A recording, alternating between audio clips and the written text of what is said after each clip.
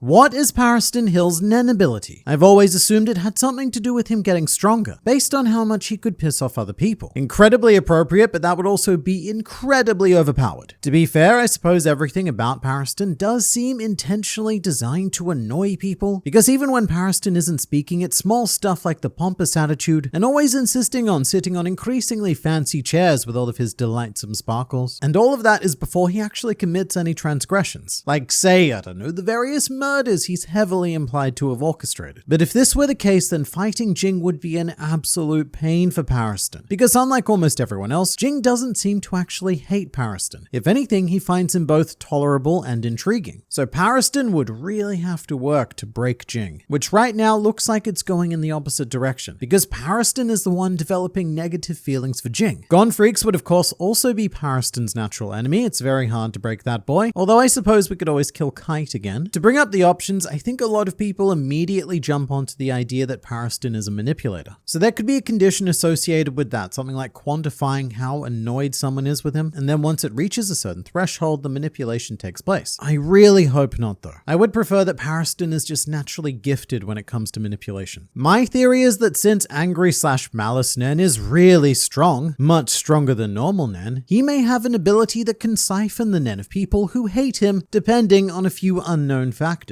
So that's the really strange thing about Pariston. Nen responds directly to emotion and desire, and Pariston doesn't really have strong feelings towards anyone or anything. As alluded to before, Ging Freaks is quite literally the first person in this world that Pariston has felt negative emotions towards. Although I should point out that everything could be buried deep down, because we do have a similar case with the less than emotive Ilimi Zoldyck. But I really like the idea that Pariston, on his own, is a pretty substandard Nen user, and that's due to the lack of drive. But he's still clever, very clever. So he might have an ability that turns other people's emotions and drive to his advantage. And I could very much imagine that exciting someone like Ging and Netero, who specifically hired Pariston due to how much of a pain in the ass he was, because all of that annoyance would result in a better fight, consistently nerfing Netero against this frustratingly weak rat man. Like, imagine Netero, the strongest human on the planet. Imagine him not being able to lay a hand on Pariston because of how annoyed with him he is, which would only make you more annoyed with him and thus the ability that much more effective. Also, this video is sponsored by Dislight, the game that gives you the thing you crave, which is almost certainly a diverse selection of characters, a fresh, unique art style, and most importantly, a fun game thing to play. Although Dislight isn't just a game, it's an ongoing series of urban myth comics, which means that the lore runs deep. Set in a stylistic, futuristic universe, colossal portal structures known as miracles have descended upon cities and unleashed assorted chaos that can provide certain individuals with the powers of literal gods. And you can jump into the story wherever you want. And the comics in particular are beautifully drawn with a distinctive cell animation style. And when it comes to characters, there are infinite possibilities in Dislight, as opposed to say the same 4 or 5 different waifu templates that you tend to find elsewhere. And furthermore, every character tells a unique tale, such as in Dislight Summer Update, which recounts the story of Jiaotu's fate of being ensnared in an eternal cycle of summer. Plus, you can participate in various summer events to earn massive rewards. You can directly support my channel by downloading Dislight from the link in the description or by scanning the QR code on screen. And using my code will earn you great rewards to fight the gods and fight for infinite possibilities. So do that thing, but for now it's back to you, me. I think it's something like forcing his opponent into a game in which they have to beat him with their wit and will. This is because he loves playing games and gets a thrill from playing just for the fun. So we do have some, I would say, underwhelming precedents for an ability like this, which was the ever-playful Cheetu, who tried to do something similar with his pocket dimension ability, trapping the opponent in there and giving them 8 hours to catch him. You know, come to think of it, we never found out what would have happened if Marl failed to catch Cheetu. In fact, Cheetu himself didn't even know, and it was his ability. That's why he's bad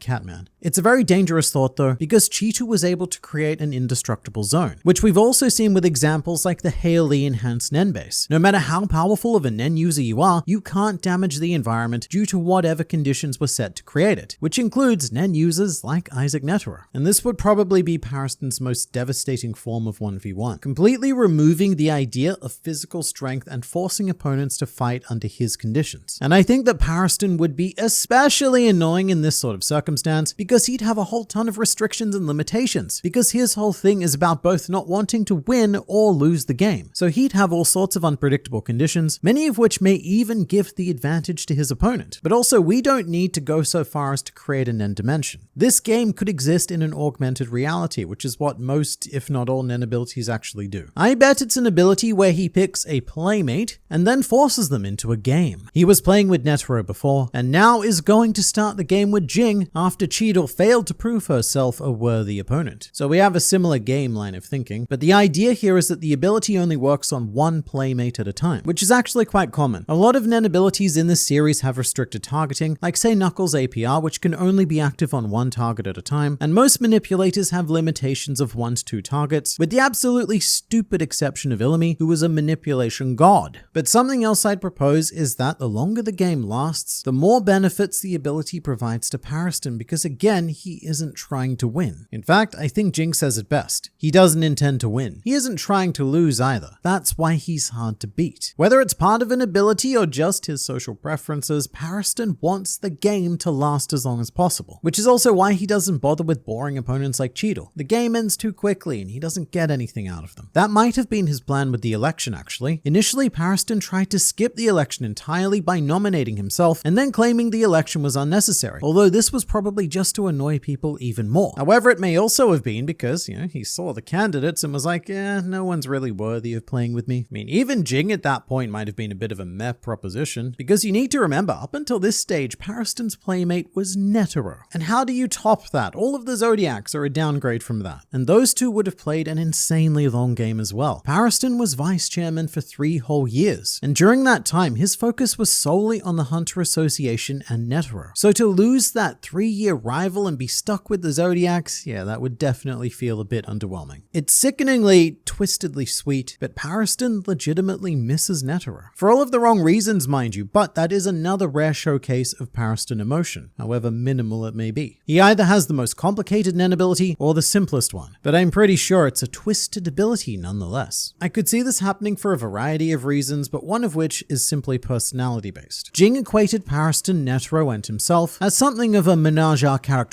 claiming that the 3 of them all had shockingly similar personalities, with the key difference between Ging and the other 2 being patience. Ging has none of that, whilst Pariston and Netero seem to have a global monopoly on patience. But I point that out because Netero's ability, as powerful as it is really simple. The idea is just, I'm gonna summon a punch statue and it's going to punch you now, which was achieved through how many years of just punching, simplistic punching. But also the simplicity is such that in effect it has infinite combinations which can be used due to all of the 99 hands. Although I think a more interesting comparison might be Hisoka. He and Pariston definitely share certain traits, with the key difference being that Hisoka is always driven to win, to harvest the fruits of his erotic battle tree, whereas Pariston doesn't care whether he wins or loses. In fact, he doesn't want either. He just wants the game, a long, infinite game. But it's very easy to see Pariston with an ability like, say, Bungee Gum. Simple but versatile, and most importantly, very, very annoying. Even to a top-tier Nen user, Bungee Gum is just plain frustrating, because Hisoka uses it in such sly, clever ways. And Hisoka might also be a pretty bad matchup against Pariston, because I really can't see Hisoka actually getting annoyed. Come to think of it, I don't think we've ever seen Hisoka get angry. Even when he was about to die, he was kind of on the verge of coming. But Hisoka and Pariston would be an interesting duo. And fun fact, Pariston in the 2011 anime is voiced by Hiroki Takahashi, who just so happened to voice Hisoka in the 1999 anime. So they both do a fantastic rendition of mischievous demon boy. But I also like Pariston's Nen ability being simple, because it would continuously make his opponents paranoid about other applications. Like imagine if you're fighting Pariston, he pulls out something simple and in your head you're just like, it cannot be this simple, he is too complicated for this. And that just keeps going through your head over and over until the simple ability beats you. Although, speaking of the mind, I think it's gotta be a mind-based ability, potentially similar to Komugi's in relation to Gungi, but in order to predict what other people are going to do, or something of the sort. Basically enhancing the mind, kind of. Yeah, sort of. So Komugi's ability doesn't give her the power to predict others. It's not like Saradnik's parallel future. Komugi's Hatsu is geared towards continuously developing her Gungi, so it's more like it allows her to innovate rather than anticipate, although the latter would certainly come as a result of the former. What I would like is for Pariston to have an ability that more or less gamifies real life. Like say his ability is called Dialogue Wheel, and when speaking to people he receives 3 to 4 options, leading to the most interesting outcomes to choose from. And that might also explain why losing is just as, if not more fun than winning, because sometimes he might choose an option for the sheer chaos of it. It sounds a little bit ridiculous, but honestly it is not beyond Togashi to gamify Hunter x Hunter. Again, he is a notorious RPG fanatic. I mean, Greed Island, that whole arc only exists because of his gaming obsession. And even now in the Succession War, Morena's ability is to create one big murder game. So to give the biggest fan of games in the series a game-related ability would be quite fitting in my opinion. But also maybe it could be something like, in every conversation Pariston has, he's able to see 2 lies and 1 truth about his enemy, and it's up to Pariston to put that information together to form a conclusion. His Nen ability is called Sinking Ship, where, like rats running off a sinking ship, he can clearly see the best path to survival. I actually quite like this. I like this a lot. The idea that his aura quantity is quite low and his physical prowess is nothing special as well. But he has this uncanny ability to always select the path avoiding the thing that could actively threaten him. For example, he's sparring against Netero, and despite the former chairman, well, I guess they're both technically former chairman now, but despite Netero's speed, Pariston just knows exactly where to be to avoid the hits that he can't even see coming. Like say he always trips over at a convenient time to avoid Netero's attacks or something frustratingly stupid like that. He's a persistence problem, like an insect infestation. No matter how much effort you put in, you just cannot get rid of Pariston. I think he is in the top 3 of whatever we saw, but his restriction is he can only be this strong when no one expects it. Alright, so sort of like the invisible boy in Mystery Men who can only turn invisible when no one was watching. Thinking about it though, Pariston, despite his position as a Zodiac, is constantly underestimated even by Ging. Although to be fair, since we don't know the true extent of his abilities, he could just be estimated or even overestimated. Whatever it is, I think we can all agree that Pariston's essence is best summed up by the word trap, because he appears all friendly, well-dressed, and sparkly and all, but all of that is for the purpose of making you drop your guard and luring you into the trap. I'm going to guess the more you find out about the ability, the more powerful it is against you. That seems like a really trolly trap Pariston would lay. I can imagine that. Pariston deliberately creates an exceptionally painful ability with like 10 restrictions and maybe a bunch of sub-restrictions as well, basically creating a Nen puzzle for the opponent to solve, with each correct solution seemingly bringing the opponent closer to victory, but in reality it's drawing them further and further into the trap, until discovering that the final condition is having discovered all of the conditions, and by that point, it's too late. It would be such an amazing Nen troll, and it would completely flip Nen combat on its head, because with Nen, information is everything. So to effectively fight Pariston, you would need to go completely against your instincts. You would have to actively try not to analyze anything that's happening. It's so counterintuitive, but I could see Togashi writing a very fascinating fight like that. I think if, as you considered, he is a transmuter, it would be something ridiculously simple, like transmuting his aura into those little sparkles that we're used to seeing around him at all times. That's fair. Perhaps we're all severely overthinking this, and Pariston takes example of all of that mental strain to do something really simple, like just whack you with a bat. And also, maybe it has something to do with his series of glamorous chairs or phenomenal suits. Although the Hunter x Hunter Mobage card game has this image of Pariston in more casual attire, and look, I'm gonna be honest, I don't know how to feel about it. Sort of like a dad sitting on his comfy dad chair, but outside for some reason. But you let me know in the comments, what do you think Pariston's Nen ability is?